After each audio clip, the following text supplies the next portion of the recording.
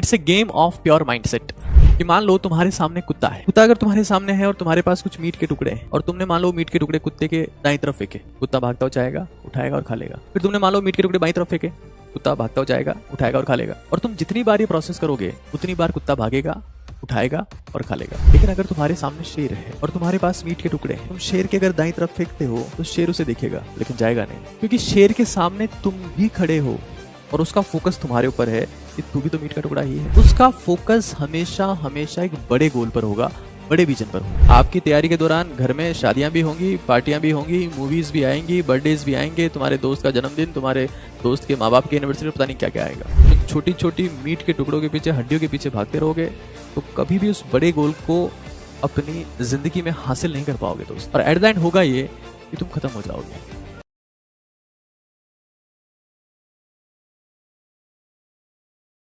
Either you are dog or you are lion. It's a game of pure mindset.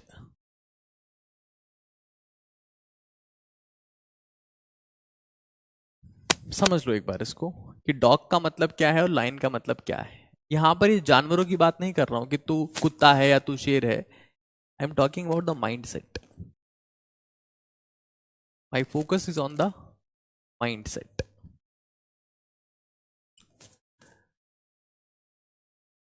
क्या होता है कि मान लो तुम्हारे सामने कुत्ता है, ठीक है। कुत्ता अगर तुम्हारे सामने है और तुम्हारे पास कुछ मीट के टुकड़े हैं, हाँ, और तुमने मान लो मीट के टुकड़े कुत्ते के दाईं तरफ फेंके, कुत्ता भागता हुआ जाएगा, उठाएगा और खा लेगा। फिर तुमने मान लो मीट के टुकड़े बाईं तरफ फेंके, कुत्ता भागता हुआ जाएगा, उठाएगा और खा लेगा। और तुम जितनी बार ये प्रोसेस करोगे उतनी बार कुत्ता भागेगा, उठाएगा और खा लेगा। लेकिन अगर तुम्हारे सामने शेर है और तुम्हारे पास मीट के टुकड़े हैं, तुम शेर के अगर दाईं तरफ फेंकते हो तो शेर उसे देखेगा लेकिन जाएगा नहीं,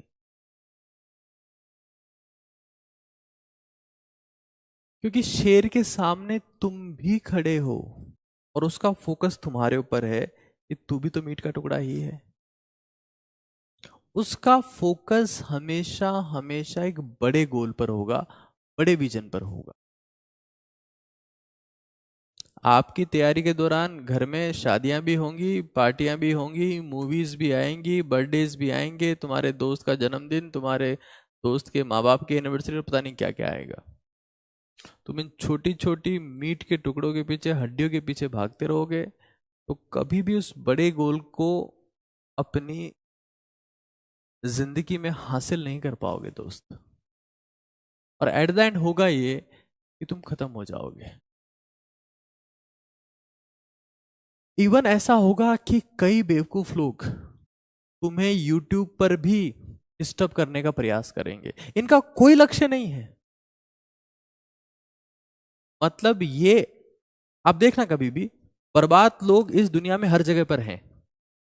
दूसरों का मजाक उड़ाना, दूसरों को नीचा दिखाना, ये अक्सर वही लोग करते हैं जो खुद खत्म हो चुके हैं।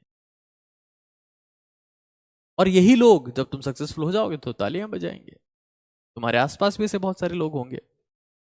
जब मैं तैयारी करता था तो हमारे घर में कोई डॉक्टर नहीं था मेरे अलावा। जब मैंने तैयारी करना शुरू की तो सब लोग बोलते थे कि पागल हो जाएगा पढ़ पढ़ के। एक फलाने के छोरे ने पहले तैयारी की थी और वो पागल हो गया, उसका ट्रीटमेंट चल रहा है। ऐसे ऐसे टॉन्ट मुझे बोलते थे। और तुम्हें भी बोलेंगे, जीने नहीं देंगे, तुम्हें गालियां देंगे। क्यों? क्योंकि जब भी तुम ऊपर भारत में क्या है ना, हर इंसान ने पीएचडी कर रखी है पैदाइशी रूप से। पुल हिम डाउन, पुल हर डाउन। जैसे कोई बड़ा सपना देखता है भारत में, कई खिलाड़ी पहुंच जाएंगे उसको नीचे उठाने। मतलब जितना हो सके उतना नीचे गिरा दो। और उठाओ कब? जब वो मर जाए, जब राम नाम सत्य बोलना हो, तब तब कंधा देते हैं लोग। बाकी तो टांगी खींचते। तुम देखना कितनी टॉन्ट पड़ेगी तुम्हें। ओहो बड़े सपने, एम्स में जाने की बातें, अरे नर्सिंग कर ले, अरे पैरामेडिकल कर ले, अरे रेडियोथेरेपी कर ले, अरे तू तेरी औकात है जीएनएम वीएनएम बन जा, खत्म हो। बोलेंगे तुम्हें लोग। तुम चिंता मत करना। अबे क्या 721 लाएगा क्या? 730 लाएंगे अब की बार तो। हो अब की बार तो बहुत सीरियस हो रखे हैं, क्या बात है, हैं 730 लाएंगे अब की बार तो। करने दो इनको बकवास। हर बड़े सपने देखने वाले इंसान का मजाक दुनिया उड़ाती है, उड़ाती थी, उड़ाती रहेगी। और जैसे तुम अचीव कर लोगे, अरे प्रभु आपके चरणों में कोटि कोटि प्रणाम। आप ही तो वह हैं जो हमें हमारे मार्गदर्शक बनेंगे, हमें बताओ ना प्लीज सब कैसे होता है। चीजें मैंने जिंदगी में देखी है, महसूस करी है,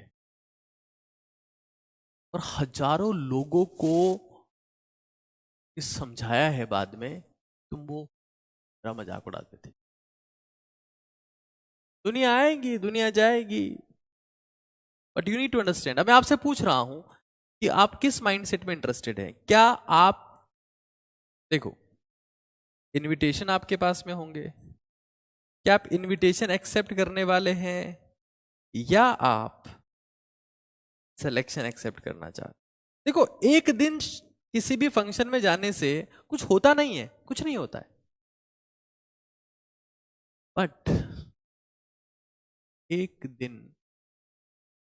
एक और दिन, और एक और दिन, साल खत्म हो जाता है।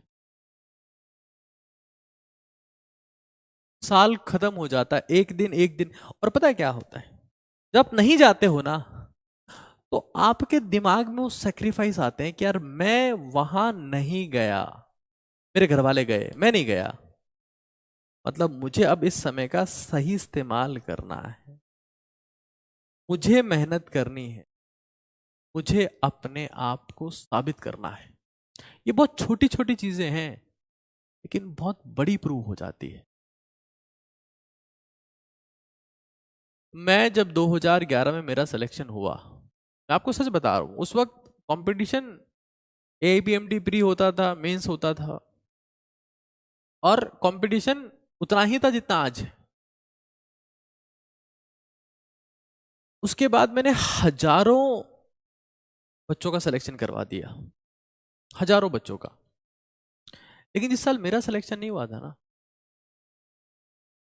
और जब मैंने फिर से तैयारी करना शुरू किया, तो मेरे पेरेंट्स मुझे डाउटफुल निगाहों से देखते थे। हर सुबह जब मैं घर से बाहर जाता था पढ़ने के लिए, तो बोलते थे कि, उनके एक्सप्रेशन कुछ और थे कि यार हमको पता नहीं कि जा कहाँ रहा है। दे वर डाउटफुल अबाउट मी। दुनिया में हर इंसान तुम्हारे ऊपर संदेह करने लगता है जब तुम असफल हो जाते हो। दुनिया का हर इंसान तुम्हें पराया महसूस करवाता है जब तुम असफल हो जाते हो। तब तुम्हारा कोई सगा नहीं होता। जो मिलता है उसने तुम्हें ठगा होता है, मेंटली, इमोशनली अनाथ महसूस करवाते हैं तुम्हें, क्योंकि सफलता के ही बहुत सारे बाप होते हैं, असफलता तो अनाथ ही होती है दोस्त। तो इस चीज को समझ लो, success is all about being tough, being dedicated, being focused. और आप अगर ये काम नहीं कर सकते, तो आप आज से ही तैयारी करना छोड़ सकते। मैं आपको फिर रिपीट कर रहा हूँ, can leave the preparation right now, right now.